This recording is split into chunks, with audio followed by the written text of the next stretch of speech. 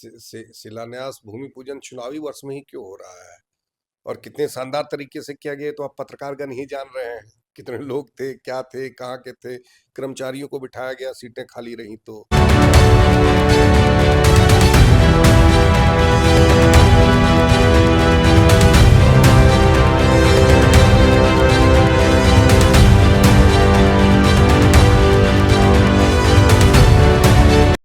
खैर उस पे हम नहीं जाना चाहेंगे।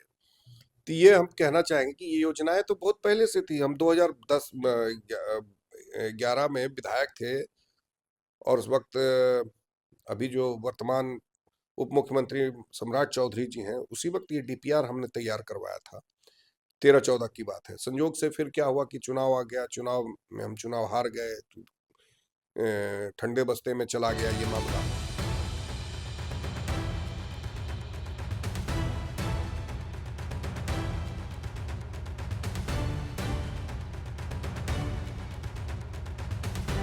तो एकदम काम चल रहा था, लेकिन जब अब सिर्फ शिलान्यास कर देने से और शिलान्यास का उद्घाटन कर देने से, कार्यक्रम कर देने से अगर काम हो जाता तो बहुत अच्छा था।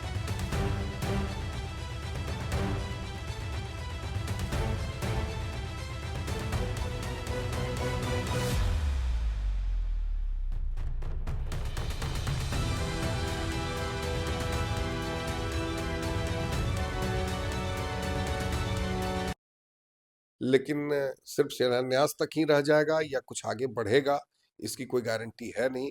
चुनावी साल है तो उन्होंने कहा चलो शिलान्यास करके दिखा देते हैं लोगों को। हमने तो शिलान्यास कर दिया। अब आने वाली आगे सरकार, आगे आने वाली सरकारें देखेंगी बनेगी नहीं बनेगी, ये उस पर उन्होंने छोड़ दिया है।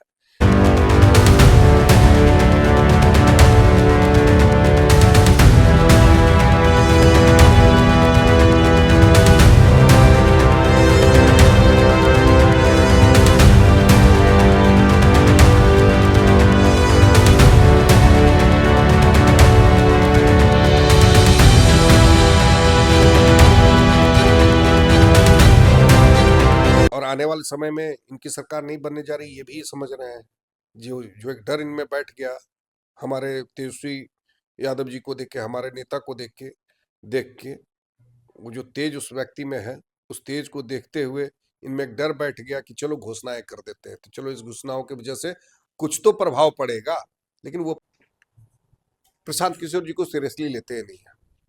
बीपीएससी वालों के साथ गए तो बीपीएससी वालों को पिटवा के चले गए, झूठ मूठ का आमरण अनशन किए, फिर जाके अनशन तोड़े, कोई फायदा हुआ नहीं। तो वो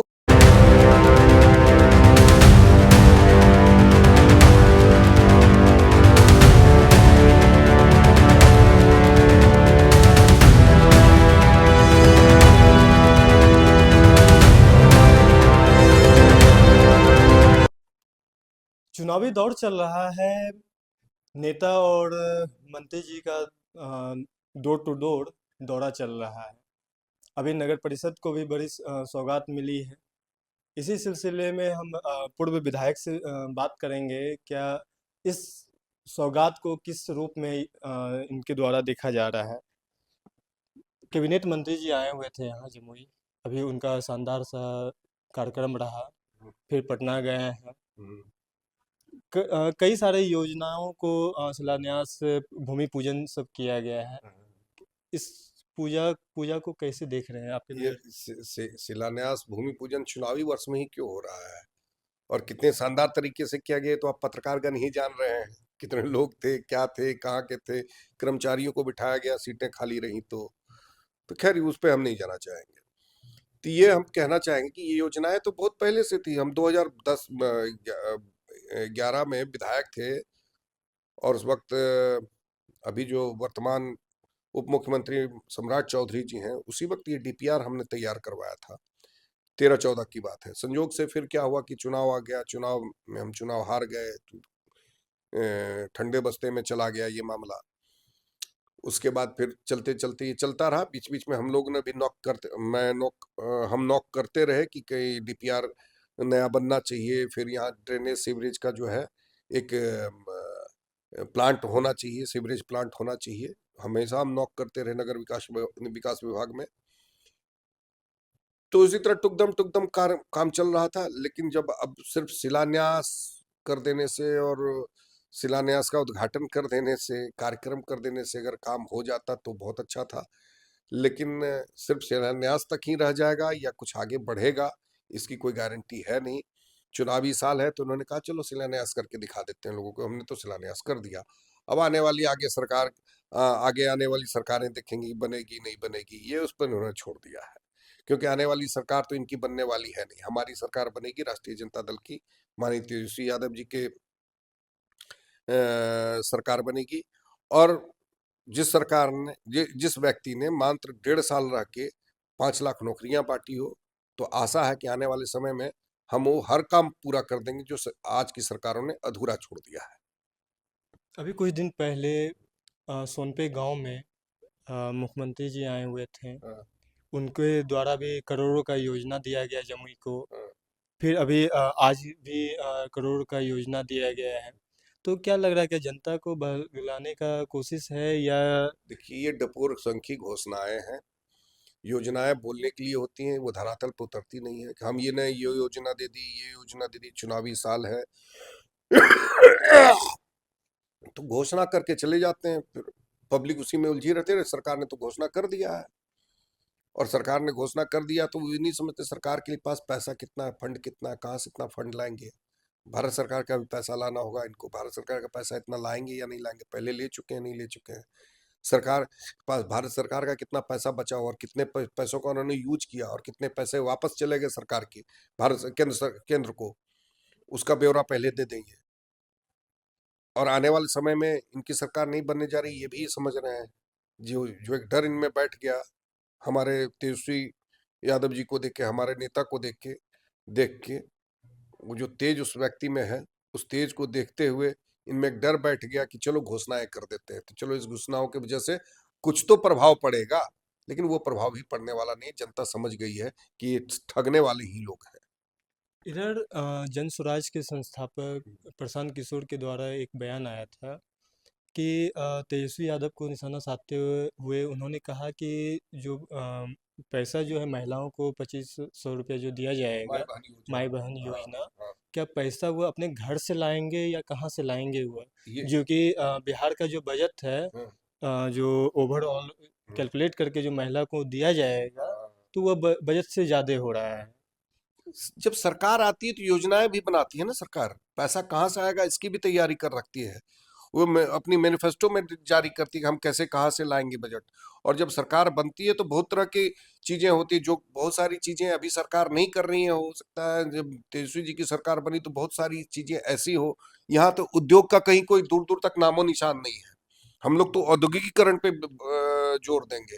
तो जब यहाँ उद्योग बैठेंगे तो पैसे भी आएंगे, टैक्सेशन बढ़ेगा, टैक्सेस मिलेंगे बिहार सरकार को। वो पैसा कहाँ से आएगा? वो किसी के घर से थोड़ी आएगा, वो तो टैक्स से ही आएगा। और आज जो पैसा आ रहा है किसी के घर से आ रहा है क्या? वो टैक्स से ही, जितनी घोषणाएं कर रहे हैं वो पैसा कहाँ से वो ला के देंगे? किसी के घर से ला के देंगे कि टैक्स से ही पैसा आएगा, या केंद्र सरकार का फंड होगा, या राज्य सरकार का फंड होगा? यही तो होगा। जो हजारों करोड़ की घोषणाएं कर रहे हैं और जो ये भी जो पैसा बांट रहे हैं, चाहे वो जिस तरह का भी पैसा हो, चाहे वो माई बहन योजना का पैसा जो हम लोग बोल रहे हैं, उसको ये दूसरे शब्दों में दे के पैसा देते हैं। विधवा पेंशन, वृद्धा पेंशन करके जो भी पैसा मिलता है, वो कहाँ से आता है? वो सरकार अपने घर से तो नहीं देती है। कोई व्यक्ति विशेष मुख्यमंत्री अपने घर से तो नहीं देते हैं। मुख्यमंत्री भी तो साइकिल योजना में बच्चियों को साइकिल देते हैं, 10वीं पास करने पे 10,000 रुपया देते हैं, मैट्रिक पास करने पे 10,000 रुपया मिलता है, आईए बीए करने पे शायद 50,000 रुपया है, यूपीएससी करने पे 1 लाख रुपया है। तो ये पैसा कहाँ से आता है सरकार को? ये भी तो कहीं से आता होगा कि सरकार अपने घर से दे रही है। ये जो प्रश्न करते हैं कि पैसा कहाँ से आएगा, पहली बात तो हम प्रशांत किशोर जी को सीरियसली लेते नहीं है। बीपीएससी वालों के साथ गए तो बीपीएससी वालों को पिटवा के चले गए, झूठ मूठ का आमरण अनशन किए, फिर जाके अनशन तोड़े, कोई फायदा हुआ नहीं। तो वो क्या कहते हैं क्या करेंगे ये अलग बात है, बोलते अच्छा है, पढ़े लिखे हैं। चुनाव लड़ना और चुनाव लड़ाना दोनों अंतर है। वो खुद चुनाव में उतर गए हैं, वो रणनीतिकार थे वो नीतीश जी के रणनीतिकार रहे, भाजपा के रणनीतिकार रहे, अन्य कई स्टेट के मुख्यमंत्रियों के रणनीतिकार रहे। वो काम वो अच्छा कर सकते हैं, लेकिन पैसा कहाँ से आएगा, कैसे खर्च होगा, इसकी जानकारी इनको न है, न होगी। और कैसे कैसे पैसा आएगा, जैसे पैसा अन्य चीजों के लिए मुख्यमंत्री ला रहे हैं, जैसा हमने बताया साइकिल योजना हो या 10वीं पास करने पे ये जो पैसा देते हैं 10,000 रुपया, और पोशाक योजना है। ऐसी कई योजनाएं जो मुख्यमंत्री के द्वारा चलाई जा रही है, तो वो पैसा मुख्यमंत्री अपने घर से तो नहीं ला रहे हैं, जाहिर सी बात है।